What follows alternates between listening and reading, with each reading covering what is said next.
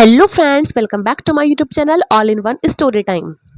गांव के बीचों बीच बसा एक खूबसूरत घर जहां कई रिश्ते एक साथ रहते थे। इस घर के मुखिया थे भूषण लाल, जो बेहद शांत स्वभाव के व्यक्ति थे। उनकी पत्नी उर्मिला देवी घर की मालकिन थी। उर्मिला एक सख्त लेकिन दिल से नेक इंसान थी।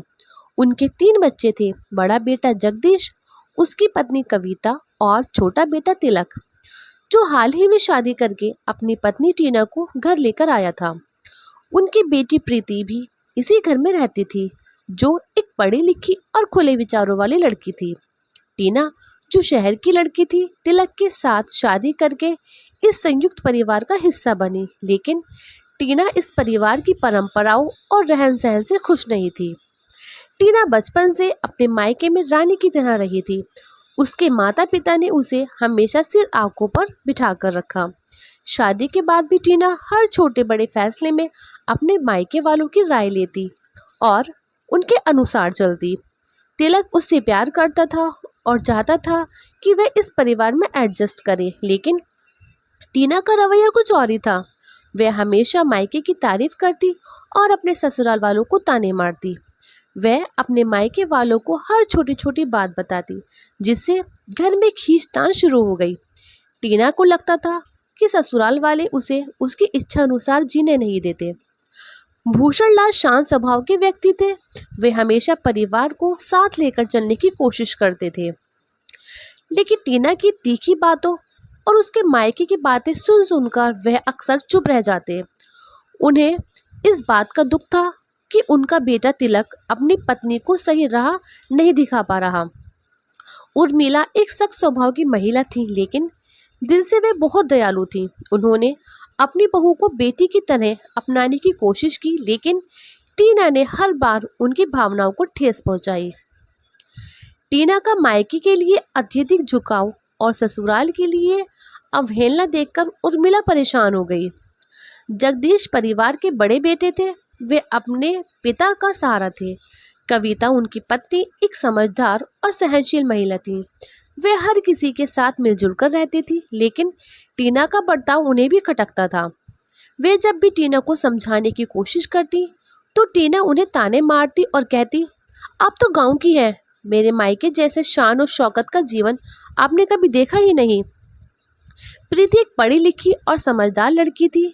वे अपनी भाभी टीना को पसंद करती थी और चाहती थी कि वे परिवार के साथ एडजस्ट करें, लेकिन टीना हमेशा उसे नीचा दिखाने की कोशिश करती।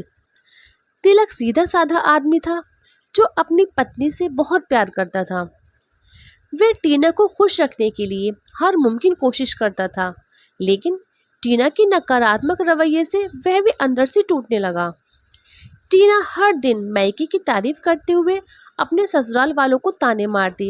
एक दिन जब उर्मिला ने टीना से कहा, बेटा ससुराल को भी अपना घर समझो, तो टीना ने गुस्से में जवाब दिया, ये घर मेरा कभी नहीं हो सकता, मेरा असली घर तो मेरा मायका है। ये बात सुनकर उर्मिला बहुत आहत हुई। उन्होंने भूषण लाल से कहा, क्या हम अपनी बहू के लिए इतना कुछ करने के बावजूद उसके मायके से मुकाबला नहीं कर सकते? भूषण लाल ने उर्मिला को शांत रहने को कहा, लेकिन घर का माहौल दिन ब दिन बिगड़ता चला गया। टीना ने धीरे धीरे घर के सदस्यों के बीच दरार डालनी शुरू कर दी। वे तिलक से कहती, तुम्हारे माता पिता मुझसे प्यार नहीं करते, तुम्हारी बहन और भाभी भी मुझे नीचा दिखाने की कोशिश करती हैं। तिलक, जो पहले से टीना से प्यार करता था, उसकी बातों में आ गया और अपने परिवार से दूर रहने लगा। एक दिन प्रीति ने हिम्मत करके टीना से कहा, भाभी अगर आप अपने मायके से इतना प्यार करती हैं तो यहाँ क्यों आई? हर घर में एडजस्ट करना पड़ता है। आप मायके और ससुराल के बीच संतुलन क्यों नहीं बना सकती? टीना ने प्रीति को डांटते हुए कहा, तुम मुझे मत सिखाओ, तुम्हारे जैसे छोटे लोग मेरी सोच को समझ नहीं सकते। एक दिन जब टीना ने ससुराल वालों पर झूठा आरोप लगाकर तिलक को अपने पक्ष में करने की कोशिश की, तो तिलक को सच्चाई का एहसास हुआ। उसने देखा कि उसके परिवार ने कभी टीना के साथ बुरा व्यवहार नहीं किया। तिलक ने टीना से सख्त लहजे में कहा, अगर तुम्हें इस घर में रहना है तो परिवार को अपनाना होगा। अगर तुम ऐसा नहीं कर सकती तो तुम्हें अपने मायके वापस जाना होगा।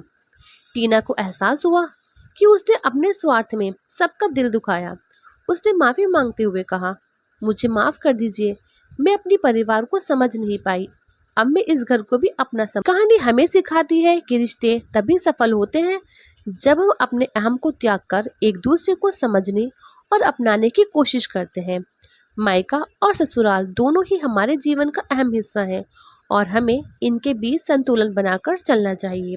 तो फ्रेंड्स, आपको ये स्टोरी कैसी लगी? अगर पसंद आई हो तो मेरी इस वीडियो को लाइक कीजिएगा, शेयर कीजिएगा और मेरे channel all in one story time को सब्सक्राइब ज़रूर कीजिएगा और कमेंट बॉक्स में ज़रूर बताइएगा कि आपको ये स्टोरी कैसी लगी और कौन सा पार्ट इस स्टोरी का आपको सबसे ज़्यादा अच्छा लगा। तो मिलते हैं नेक्स्ट वीडियो में, तब तक के लिए tata bye bye and thanks for watching.